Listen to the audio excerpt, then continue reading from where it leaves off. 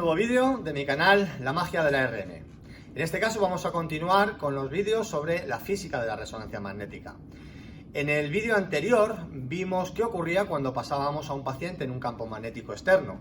Vimos que se producía una fuerza magnética paralela al eje longitudinal del paciente, denominado vector magnético longitudinal.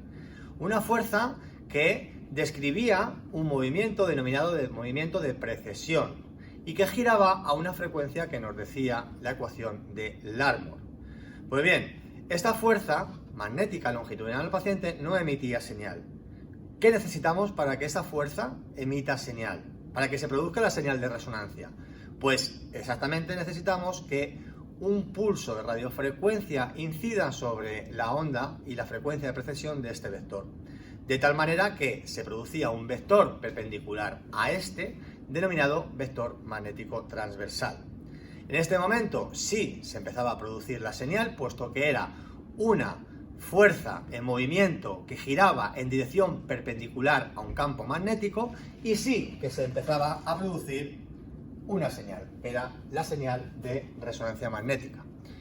Como este pulso de radiofrecuencia, como su propio nombre indica, no es una onda continua, sino que cesa, cuando cesaba el pulso de radiofrecuencia, se empezaba a producir la caída de la señal. Y, paralelamente, se empezaba a producir un fenómeno muy importante en resonancia magnética, que es el fenómeno de la relajación.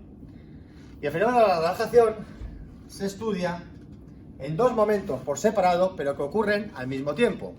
La relajación longitudinal o T1 y la relajación transversal o T2.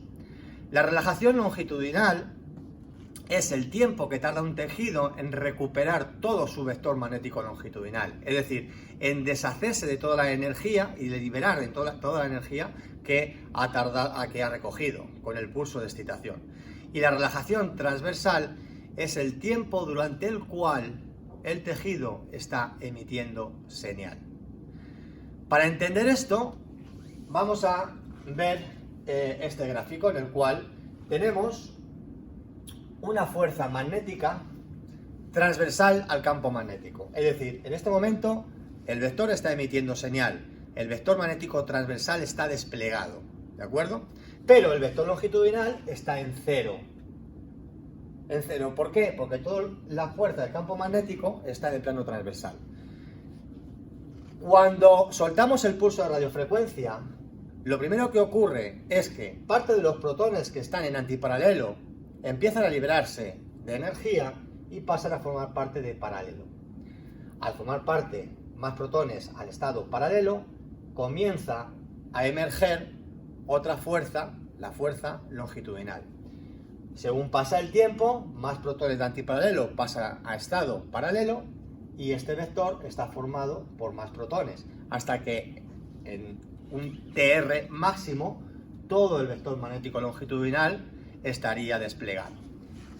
Microscópicamente, lo que ocurre con un tejido es esto: un tejido X, como el agua, en un primer momento no tiene vector magnético longitudinal porque todos sus protones están cargados de energía y además están precesando la misma fase.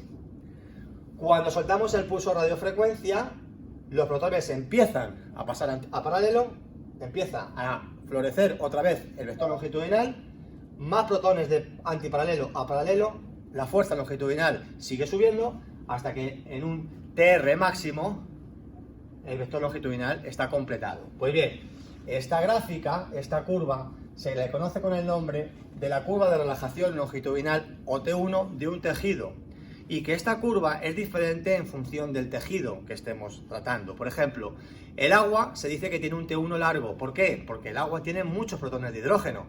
Y cuando se suelta el pulso de radiofrecuencia, el agua tarda mucho tiempo en deshacerse de toda esa energía que ha absorbido y se dice que tiene un T1 largo, concretamente de unos 2200 milisegundos. Y la grasa se dice que tiene un T1 corto, porque las moléculas de grasa tienen menos protones de hidrógeno y tardan menos tiempo en recuperar su magnetización longitudinal. Por eso se dice que tiene un T1 corto, concretamente de 150 milisegundos. Si atendemos al vector transversal, pues lo que conseguimos es representar la curva T2 de un tejido. El T2 de un tejido es el tiempo que tarda un tejido en dejar de emitir la señal. Si atendemos al vector transversal, es decir, cuando el vector transversal es máximo, la señal también es máxima. Conforme soltamos el pulso de radiofrecuencia, los protones empiezan a perder la fase y no hay tantas fuerzas tirando hacia el mismo lado, con lo cual el vector transversal empieza a perder señal. En un primer tiempo, el vector transversal tiene menos señal.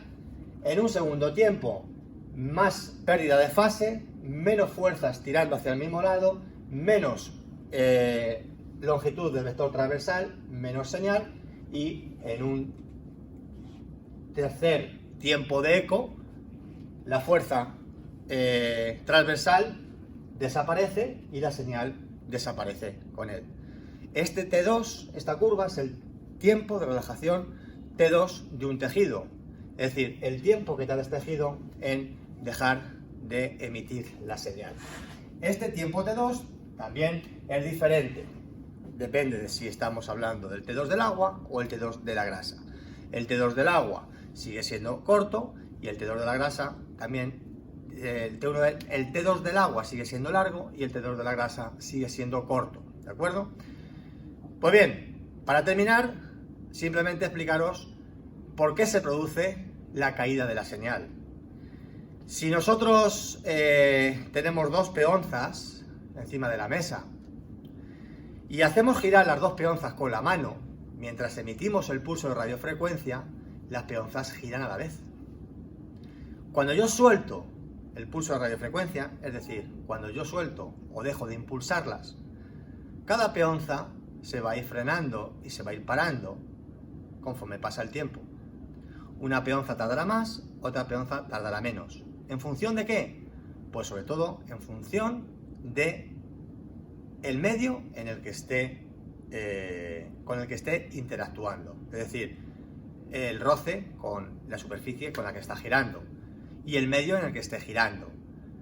Se dice que el T1 de la grasa es corto porque si tuviéramos una peonza metida en un cubo, por ejemplo, de gel, símil parecido al de la grasa,